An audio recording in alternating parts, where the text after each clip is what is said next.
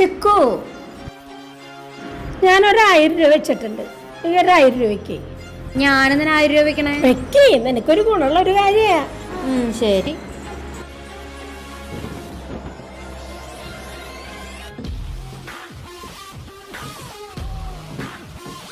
എന്നാ 1000 രൂപ.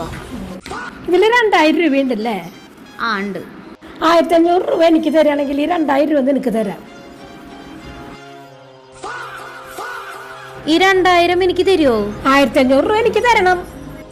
അപ്പൊ ഞാൻ ഈ 2000 എടുക്കട്ടെ? 1500 രൂപ ഞാൻ അമ്മയ്ക്ക് തന്നാ മതിയാ?